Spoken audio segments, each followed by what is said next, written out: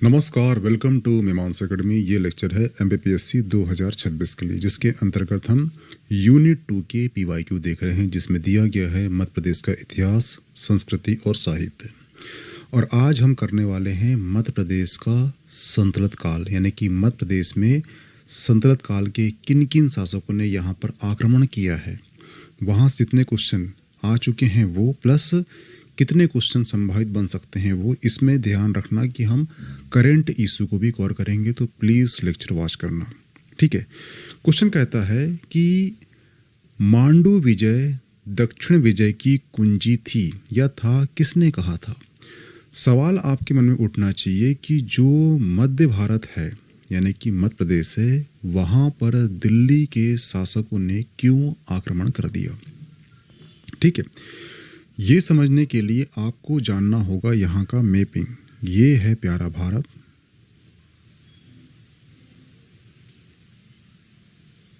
ठीक है, और यहाँ पर है मध्य भारत यानी कि MP, और यहाँ पर आप देख रहे हो ये है दिल्ली, ठीक है, और ये है मध्य भारत। हुआ क्लियर, ठीक है। और यहाँ पर है ये है विंध्य पर्वत, और ये है राजस्थान, ठीक है, और यहाँ पर है अरावली रेंज। इतनी कहानी आपको हो गई होगी क्लियर, ठीक है।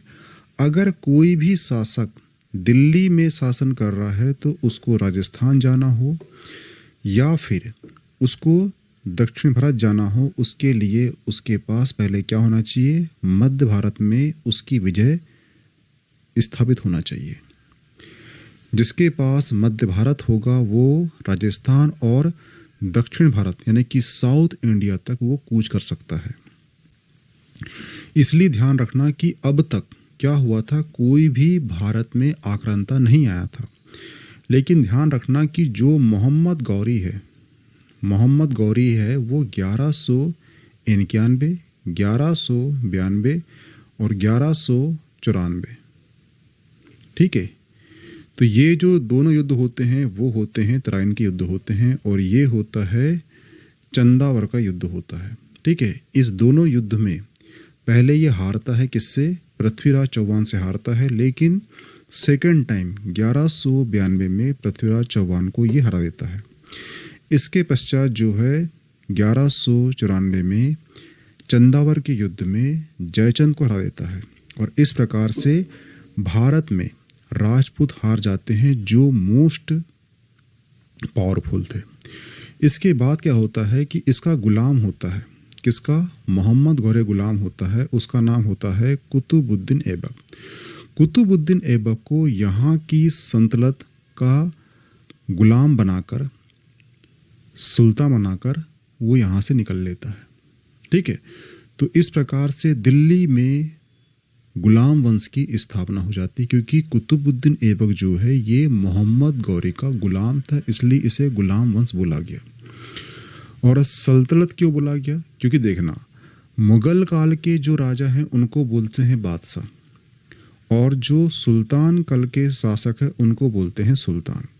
ये क्वेश्चन आपको इंटरव्यू में क्वेश्चन कर सकता है कि ऐसा क्या कारण है कि दोनों ही शासक मुस्लिम हैं, लेकिन एक को हम बोलते हैं बादशाह और एक को हम बोलते हैं सुल्तान।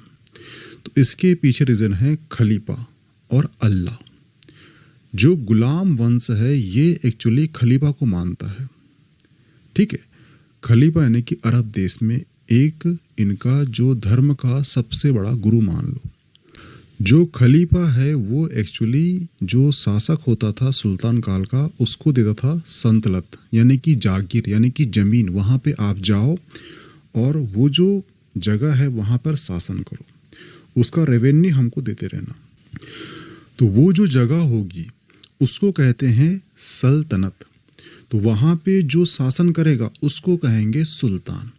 तो खलीफा से लेटर लिख के लाना पड़ता था किसी भी शासक को, मुस्लिम शासक को शासन करने के लिए। वो अप्रूव देता था कि हाँ तुम यहाँ पर शासन कर लो। जो जगह होती थी वो होती थी सल्तनत, वहाँ पे जो शासन करेगा उसको बोलते थे सुल्तान। इसलिए सल्तनत काल के राजा को सुल्तान कहा जाता है। हुआ क्लियर पॉइंट, ठीक है। दूसरा पॉइंट है मुगल काल। मुगल काल में जो है राजा को बोलते हैं बादशाह। मुगल काल के जो शासक हुए हैं वो एक्चुअली खलीफा को नहीं मानते, वो ये बोलते हैं कि अल्लाह के बाद हम हैं। जब अल्लाह के बाद हम हैं तो हम कहलाएंगे बादशाह। हुआ क्लियर? इसलिए मुगल काल के शासक कहलाते हैं बादशाह और सल्तनत काल के शासक कहलाते हैं सुल्तान। ये क्वेश्चन आपको इंटरव्यू में करेगा तो ध्यान रखना चीज का, ठीक है। तो दिल्ली में जो शासन करेगा उसको अगर दक्षिण भारत जाना हो या राजस्थान जाना हो, उसके लिए उसको मध्य भारत में शासन करना होगा। इसलिए वो मध्य भारत में सबसे पहले क्या करेगा? आक्रमण करेगा। जैसे ही मोहम्मद गौरी यहाँ से गया, उसके बाद उसका जो गुलाम था कुतुबुद्दीन ऐबक ने बुंदेलखंड में चंदेल राजवंश में जो कालिंजर किला है उस पे उसने कर दिया था आक्रमण। और ये जो उल्लेख है इसका जो वर्तमान में 124वीं जो एपिसोड हुआ है पीएम मोदी का मन की बात में, इसका उल्लेख किया गया है। तो इस बार 2026 का मेंस हो, 2026 का प्री हो या मध्य प्रदेश की कोई भी एग्जाम हो, वहाँ के लिए कालिंजर जो है एक मोस्ट आईएमपी क्वेश्चन बन चुका है। हुआ क्लियर? तो जब यहाँ पर जलाउद्दीन खिलजी का भतीजा अलाउद्दीन खिलजी ने जब दक्षिण भारत की विजय का अभियान बनाया तो यहाँ पर मध्य भारत में किसको भेजा? उसने भेजा अपने सैनिक को। उसका नाम था आइन उल मुल्क, ठीक है। और जब इसने भेजा तो इसके लिए उसके जो सभा है वहाँ पर था अमीर खुसरो। अमीर खुसरो ने कहा कि अगर आपने मांडू विजय कर ली तो आपके पास दक्षिण विजय की कुंजी आ जाएगी। ऐसा क्यों बोला? क्योंकि आप देखना, ये है साउथ इंडिया और यहाँ पर है विंध्य पर्वत और यहाँ पर है एमपी और यहाँ पर है मालवा, और मालवा के जस्ट यहाँ पर स्थित है क्या? वो है बुरहानपुर। और बुरहानपुर में क्या है? आसिरगढ़ किला है। और आसिरगढ़ किला को बोलते हैं दक्षिण का द्वार, साउथ गेट। यानी कि दक्षिण विजय अगर प्राप्त करना है तो आपको आसिरगढ़ किला को जीतना होगा। लेकिन उसको जीतने के से पहले आपको विजय प्राप्त करनी हुई कहाँ पर? मांडू में। इसलिए क्योंकि मांडू में किसका शासन? क्योंकि मांडू में जो शासन था किसका था? वो था परमारों का। और परमार वंश का काफ़ी रुतबा रहा है अपने प्राचीन इतिहास में। हम जो है परमार वंश पूरा पढ़ चुके हैं, हम देख चुके हैं, ठीक है। इसलिए जो है अमीर खुसरो ने कहा था कि अगर आपको दक्षिण विजय प्राप्त करना है तो उसकी कुंजी कहाँ पर है? वो है मांडू में। इसलिए किसने कहा था? वो कहा था अमीर खुसरो ने। क्यों कहा था? क्योंकि आपको अगर जाना है तो अलाउद्दीन खिलजी के दक्षिण अभियान के लिए कहा था अमीर खुसरो ने। तो ये पॉइंट को ध्यान रखना, ठीक है। क्योंकि जो अमीर खुसरो है ये एक्चुअली 2 मार्कर का क्वेश्चन है। अगर आप 2 मार्कर में सब लिखते हो परंतु ये पॉइंट छोड़ देते हो तो आपको नंबर कम मिलेंगे, क्योंकि ये क्वेश्चन उसने उठा चुका है, मध्य प्रदेश पीएससी ने खुद ही उठाया है। अगर आपने खुद उसके आंसर के में इसे लिख दिया तो आपके नंबर बढ़ने के चांस बढ़ जाएंगे। तो इसलिए अगर डीप पढ़ते हो आप तो आपके जो मेंस और प्री दोनों के जो क्वेश्चन है उसको हल करना आसान हो जाता है, इसलिए, ठीक है। इसका आंसर क्या हो जाएगा? इसका आंसर हो जाएगा ऑप्शन डी, अमीर खुसरो, ठीक है। एन उल मुल्क मुल्तानी ने इनमें से किस शासक के अधीन सेवा नहीं दी है? ठीक है, ध्यान रखना कि मोहम्मद गौरी आया। मोहम्मद गौरी ने 3 युद्ध किया, 1192, 1191, 1194, हम पढ़ चुके इसके बारे में। फिर यहाँ चला गया वो। जब यहाँ से गया तो अपना जो है गुलाम रख दिया उसने। गुलाम कौन सा रखा? उसका नाम था कुतुबुद्दीन ऐबक। कुतुबुद्दीन ऐबक जो है शासन किया और इसके पश्चात उसका बेटा आराम शाह बना। आराम शाह के बाद बना है शासक कौन? वो बना है इल्तुतमिश। इसलिए इल्तुतमिश को बोलते हैं गुलाम वंश का वास्तविक संस्थापक, ठीक है। और जो कुतुबुद्दीन ऐबक के बाद बना है इल्तुतमिश, इल्तुतमिश के बाद बना है रजिया सुल्तान, रजिया सुल्तान के बाद बना है शासक नसरुद्दीन महमूद, उसके बाद बलबन, उसके बाद आया है फिरोज शाह खिलजी यानी कि जलाउद्दीन फिरोज खिलजी, और उसका भतीजा हुआ है कौन? अलाउद्दीन खिलजी। उसका कौन सेनापति कौन था? वो था आइन उल मुल्क। तो इसने जो है अलाउद्दीन खिलजी को सेवा दिया है, फिरोज शाह तुगलक को दिया है, एमबीटी को दिया है, लेकिन इल्तुतमिश को नहीं दिया है क्योंकि ये राजा स्टार्टिंग का है। इसलिए ध्यान रखना कि आपको बोला जाता है कि हिस्ट्री पढ़ते वक्त आप काल को, समय काल को बहुत ध्यान से पढ़ना। जैसे कि आप देखना, जो इल्तुतमिश का काल हुआ है वो हुआ है 1211 से लेकर लगभग 1236 तक इसका काल रहा है। यानी कि इसमें जो घटना घटेगी वो इल्तुतमिश के काल में होगी। हुआ क्लियर? अब जब 1236 की बात चल रही है और जो आइन उल मुल्क है इसने जो आक्रमण किया है वो किया है 1305 में किया है। कहाँ पर? मालवा में किया है। इसके नेतृत्व हुआ था, ठीक है, महलक देव था उस समय। कहाँ का? मालवा शासक, ठीक है। और मांडू विजय हुई थी और ये आइन उल मुल्क वहाँ का बना था सूबेदार। तो 1236 कहाँ रहा और ये कहाँ रहा? तो सिंपल सी बात है कि ये बंदा जो है इसको सेवा नहीं देगा, इसलिए इसका आंसर क्या होगा? इसका आंसर होगा ऑप्शन डी। तो कई बार क्या होता है, अगर आपको ऑप्शन नहीं पता है परंतु आपको डिटेल पता है, काल पता है, समय पता है, तो आप आंसर तक पहुंच सकते हो। और इस बार तो आपको ऐसा करना पड़ेगा। क्यों? क्योंकि आपका मध्य प्रदेश पीएससी में क्या हो चुका है? माइनस मार्किंग हो चुकी है। इसलिए डीप पढ़ना, कम पढ़ना, सिलेक्टिव पढ़ना, ठीक है। इसलिए मैं इस बार ला रहा हूँ पूरी पीवाईक्यू।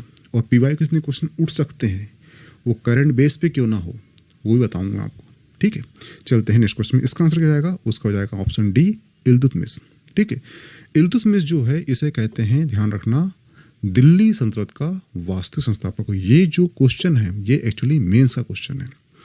अगर आप देखो तो दिल्ली सल्तनत जो है उससे कुछ क्वेश्चन आते हैं। जैसे आप पढ़ लो इल्तुतमिश एक पढ़ लेना क्वेश्चन, वास्तविक संस्थापक, ठीक है। जैसे कि आप पढ़ लो इल्तुतमिश को पढ़ लो, उसका एक क्वेश्चन आता है वास्तविक संस्थापक दिल्ली सल्तनत का क्यों कहते हैं इसको। दूसरा क्वेश्चन आएगा आपको मेनली, वो आएगा अलाउद्दीन खिलजी पर। उसमें क्या आएगा? उसमें आएगा उसका प्रशासन, पहला क्वेश्चन, और दूसरा आएगा बाजार नियंत्रण प्रणाली। बस, ठीक है। ये दो क्वेश्चन आते हैं। इसके बाद और क्वेश्चन आ सकते हैं परंतु जब आपकी तैयारी ना हो तो इन दो क्वेश्चन पे करना फोकस, क्योंकि हिस्ट्री हर किसी का अच्छा नहीं होता, इसलिए, ठीक है, ध्यान रखना चीज़ को।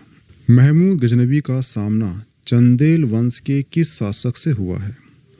तो ध्यान रखना ये है प्यारा भारत, ठीक है, और ये है प्यारा एमपी, ठीक है। यहाँ पर है वो है हिंदुसाई वंश, हिंदुसाई वंश, ये है मध्य प्रदेश, ठीक है। और यहाँ पर है परमार राजा भोज, और यहाँ पर जो है वो है चंदेल, ठीक है। और यहाँ पर है गुजरात के शासक। तो जो आक्रांता है बाहर के, वो यहाँ का आके यहाँ करते थे आक्रमण हिंदुसाई वंश पर। तो हिंदुसाई वंश के शासक हुए हैं, उनकी भी सहायता करा है सैन्य बल पर किसने? विद्यासागर ने, ये विद्याधर ने, ठीक है। लेकिन क्या हुआ, जब महमूद गजनवी एंटर कर लेता है भारत में तो वो कन्नौज पे लूट करता है और कन्नौज का एक शासक होता है, उसका नाम होता है राज्यपाल जो है त्वरित ही बिना विरोध करे ही कर देता है, आत्मसमर्पण कर देता है। और इससे जो है विद्याधर है ये काफ़ी होता है क्रोधित, और विद्याधर जो है अपने सामंतियों को बनाता है एक ग्रुप और राज्यपाल की कर देता है हत्या, और जो महमूद गजनवी है उसके आक्रमण को रोकता है, उसके अभियान को रोकता है। इस प्रकार से महमूद गजनवी और विद्याधर के बीच में क्या होता है? एक संधि होती है। तो इतिहासकारों ने कहीं ना कहीं मध्य प्रदेश के इतिहास को दबाया है, नहीं तो हमको जो है भारत की हिस्ट्री में पढ़ना था विद्याधर को, लेकिन हम पढ़ रहे हैं मध्य प्रदेश की हिस्ट्री में, क्योंकि जो महमूद गजनवी को रोका है वो शासक बहुत महान है। और जो विद्याधर है, इसका एक फैक्ट और ध्यान रखना कि विद्याधर ने खजुराहो में कंदरिया महादेव मंदिर का निर्माण कराया था। हुआ क्लियर? ठीक है। तो इसका आंसर क्या हो जाएगा? इसका आंसर हो जाएगा ऑप्शन ए, विद्याधर। मोहम्मद गौरी ने 1195-96 में ग्वालियर दुर्ग पर हमला किया था। उस समय ग्वालियर का शासक कौन था? तो वो कौन था? वो था सुलक्षण पाल। ऑप्शन ए सही हो जाएगा। जो सुलक्षण पाल है ये एक्चुअली कौन था? तो ये था प्रतिहार शासक था। मोहम्मद गौरी क्यों करेगा आक्रमण? ठीक है, ध्यान रखना ये है प्यारा भारत। ठीक है, और यहाँ पर है अरावली रेंज, ये है दिल्ली, ये है मध्य भारत, यहाँ पर राजस्थान है। अगर किसी भी शासक को इधर आना है तो मध्य भारत में जो ग्वालियर है, जो बुंदेलखंड है, जो बघेलखंड है, जो मालवा है, इसके शासक के ऊपर होना कंट्रोल, तब वो राजस्थान में जा पाएगी। यहाँ पर है अरावली रेंज, तो डायरेक्ट जाना मुश्किल दिल्ली से। ठीक है, इसलिए वो इसका लेते थे सहारा। और यहाँ भी जाना है तो उसके लिए साउथ इंडिया जाना है तो उसके लिए भी आपके पास मध्य भारत के जो शासक है उस पर होना कंट्रोल। इसलिए मोहम्मद गौरी भी जो है ग्वालियर पे अटैक करता है। ठीक है, कहाँ पर? ग्वालियर दुर्ग पर। और जब ये अटैक करता है तो उस समय प्रतिहार शासक कौन होता है? वो होता है सुलक्षण पाल। वह क्लियर ध्यान रखना। 1202-3 में कुतुबुद्दीन ऐबक ने कालिंजर पर आक्रमण किया। उस समय वहाँ पर किस वंश का शासकों का शासन था? तो ध्यान रखना ये बात चल रही है 1102-3 में। तो ध्यान रखना जो 1050 से लेकर 1100-1200 के मध्य जो काल चला है बुंदेलखंड में, ये चला है चंदेल राजवंशों का। किसका चला है? चंदेल राजवंश का। तो जो कुतुबुद्दीन ऐबक ने जब कालिंजर पर आक्रमण किया था तो उसमें शासक कौन था? चंदेल शासक था। उसका नाम क्या था? वो था परमार्दी देव।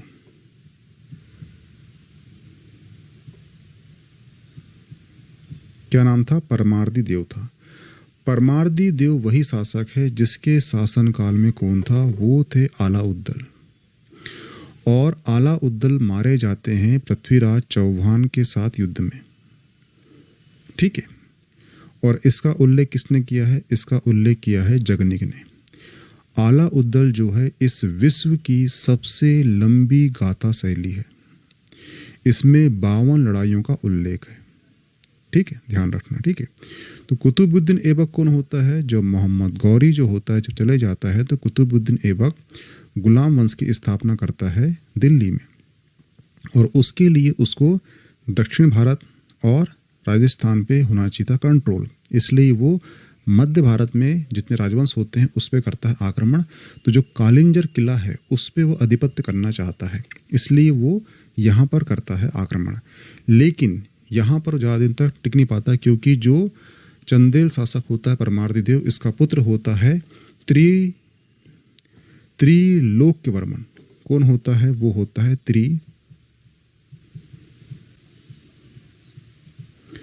त्रिलोक्यवर्मन। ये फिर से कालिंजर पर विजय प्राप्त कर लेता है और ये उपाधि करता है धारण। उसका नाम होता है कालिंजराधिपति।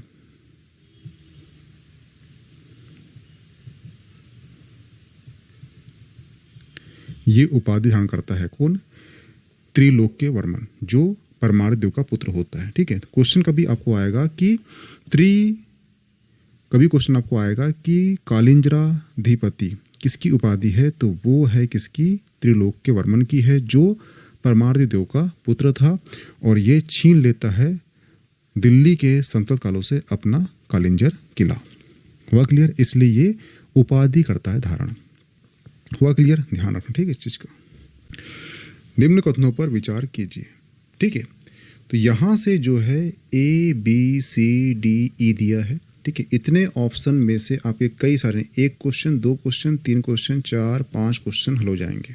ठीक है, पहला कथन है कि इल्तुतमिश ने 1231 में ग्वालियर पर अभियान किया। तो ये फैक्ट बिल्कुल सही है। जो इल्तुतमिश है उसने 1231 में ग्वालियर दुर्ग को घेर लिया था और प्रतिहार शासक मलय वर्मन से डटकर मुकाबला किया था और 11 माह तक यहाँ पे रहा था। लेकिन यहाँ पर जो मलय वर्मन जो शासक था उसने डटकर मुकाबला किया था, लेकिन इल्तुतमिश जो है 11 माह यहाँ से हटा नहीं। और इसके बाद जो है प्रतिहार शासक होते हैं जो वो उनकी होती है पराजय और उस पर ये कर लेता है आधिपत्य। इसलिए ये क्वेश्चन यहाँ से उठता है, क्योंकि इल्तुतमिश जो होता है ये सल्तनत काल का वास्तविक संस्थापक होता है। तो इसलिए ये क्वेश्चन मध्य प्रदेश की पीएससी के लिए काफ़ी मोस्ट एम्पी हो जाता है। याला फैक्ट 1231 क्वेश्चन आपसे ये करेगा कि किस सन को किया है, तो 1231 आपको याद होना चाहिए। वह क्लियर। दूसरा फैक्ट है कि 1231 में ग्वालियर का शासक नरवर्मन मलयवर्मन का भाई था। मैंने जस्ट बताया था कि जो मलयवर्मन है इसने डटकर सामना किया था किससे, इल्तुतमिश से, और 11 माह तक चला था संघर्ष, और उसके पश्चात ये हार जाता है और इल्तुतमिश अधिपत्य कर लेता है ग्वालियर विजय पर, ग्वालियर किले पर। तो मलयवर्मन होता है, ना कि उसका भाई होता है। तो ये जो फैक्ट है ये हो जाएगा गलत। ठीक है। दूसरा है इल्तुतमिश ने 1234 में मालवा विजय की थी। ये बिल्कुल सही है कि 1234 में इल्तुतमिश ने अपने मालवा अभियान के दौरान भीलसा पर आक्रमण किया और उसे तहस नहस कर दिया था। तो इस प्रकार से याला जो फैक्ट है ऑप्शन सी ये भी सही हो जाता है। डी ऑप्शन कहता है कि 1234 में मालवा का शासक देवपाल था, यानी जब 1234 में इल्तुतमिश मालवा पर करता है आक्रमण तब शासक कौन होता है, तो ये परमार शासक होता है देवपाल। ये भी सही है। वह क्लियर। अंतिम पॉइंट है कि इल्तुतमिश में मालवा अभियान के समय विजय मंदिर को नष्ट किया था। बता चुका हूँ कि इसने तहस नहस किया था, उसमें जो मंदिर को नष्ट किया था वो था विजय मंदिर। ठीक है। तो इस प्रकार से जो है ये ऑप्शन ए सही है, ऑप्शन सी सही है, डी सही है, ई सही है। ठीक है। यहाँ पे देख लो, जहाँ बी है वो हटा दो, बी हटा दो, ये हटा दो, तो ऑप्शन बी सही हो जाएगा। हुआ क्लियर। इस प्रकार से आप इस पीएससी में ऐसे ही करना, जो ऑप्शन नहीं लग रहा है पहले उसको हटाना, तो आप आंसर तक पहुँच जाओगे, पहला पॉइंट। और इससे क्या होगा, इस ट्रिक से या इस मेथड से आपके क्वेश्चन गलत होने के चांस बिल्कुल नहीं रहेंगे। हुआ क्लियर, ये ध्यान रखना। जलाउद्दीन खिलजी के समय तुर्कों ने झाई नगर पर कब्जा कर लिया। यह कौन सा क्षेत्र था? ठीक है। अमीर खुसरो और जलाउद्दीन बर्नी, क्या नाम है उसका? एक नाम है अमीर खुसरो, अमीर खुसरो, ठीक है, और एक है जियाउद्दीन बर्नी, जियाउद्दीन बर्नी।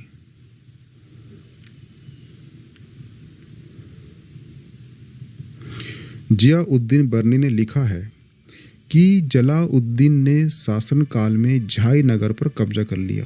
किसने? जलाउद्दीन ने झाई नगर पर कब्जा कर लिया। अनुमान यह है कि उज्जैन था। जो ये झाई नगर है कौन रहा होगा? ये अनुमान है कि ये उज्जैन रहा होगा। यहाँ से सुंदर मंदिर का वर्णन और मुस्लिम इतिहासकारों ने किया है, यानी यहाँ के जो सुंदर मंदिर है उसका वर्णन जो है मुस्लिम इतिहासकार ने करा है। तो झाई नगर क्या रहा होगा? ऐसा अनुमान है वो उज्जैन रहा होगा। हुआ क्लियर, ऑप्शन सी सही हो जाएगा। ठीक है, ध्यान रखना। और आपको मालूम है कि जलाउद्दीन खिलजी का भतीजा होता है अलाउद्दीन, अलाउद्दीन का सेनापति होता है आइन उल मुल्क, और आइन उल मुल्क ने परमार शासक महलक देव में के समय करता है आक्रमण और मालवा को वो संतलत काल में मिला लेता है। हुआ क्लियर। लेकिन इसके बाद जो है एमबीटी का जो सूबेदार बनता है मालवा का, उसका नाम होता है दिलावर खां। दिलावर खां वहाँ का रहता है सूबेदार। उसके पश्चात दिल्ली में 1398 में नासिरुद्दीन महमूद के काल में तैमूर लंग करता है आक्रमण।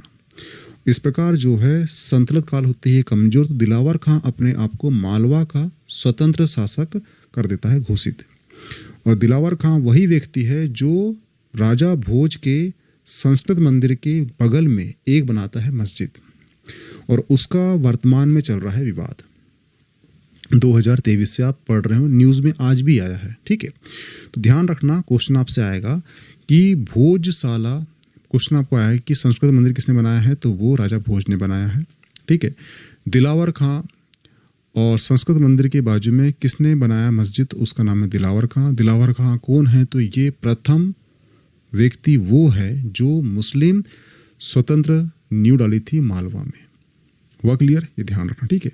दोनों पॉइंट इसे आपको कुछ याद होना चाहिए क्योंकि ये करंट का इशू है, इसलिए, ठीक है। मालवा विजय का संपूर्ण श्रेय किस शासक को जाता है? किसको जाएगा? वो जाएगा 1305। किसने किया है? वो किया है आइन उल मुल्क ने। किसके नेतृत्व में किया है? वो किया है अलाउद्दीन खिलजी के, ठीक है। तो मालवा विजय का संपूर्ण श्रेय जो है अलाउद्दीन खिलजी को जाता है, चाहे उस समय जो दिल्ली सल्तनत है वहाँ का सुल्तान जलाउद्दीन खिलजी क्यों न रहा हो, लेकिन वो जाएगा किसको जाएगा? वो जाएगा अलाउद्दीन खिलजी को ही। हुआ क्लियर? ये ध्यान रखना, ठीक है। और ये जो डेट है, ये जो सन है, कौन सा? 1305, ये भी आपको याद होना चाहिए। अलाउद्दीन ने दक्षिण अभियान की कुंजी किसे माना था?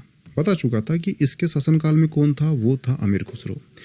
अमीर खुसरो ने बोल चुका था कि दक्षिण की कुंजी कहाँ छुपी हुई है? वो छुपी हुई है मालवा यानी कि मांडू में छुपी गई है। तो मालवा अगर आपने विजय कर लिया तो आसिरगढ़ किला को विजय कर लोगे। जब आसिरगढ़ किला विजय हो जाएगा तो आप दक्षिण में इंटर करना आपका आसान हो जाएगा।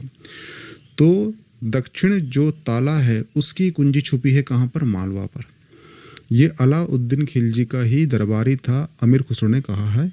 तो इसने मान लिया था कि इसकी कुंजी कहाँ छुपी है? वो ऑप्शन सी मालवा में छुपी हुई है। हुआ क्लियर?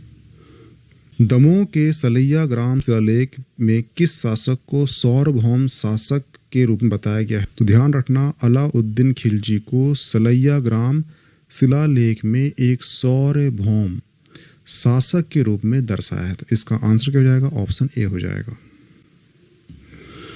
दमोह के बटियागढ़ अभिलेख में किन शासकों की जानकारी मिलती है? तो जो दमोह का बटियागढ़ अभिलेख है इसमें हमें गयासुद्दीन तुगलक और मोहम्मद बिन तुगलक की जानकारी प्राप्त होती है। तो इस प्रकार से इसका आंसर हो जाएगा ए और सी।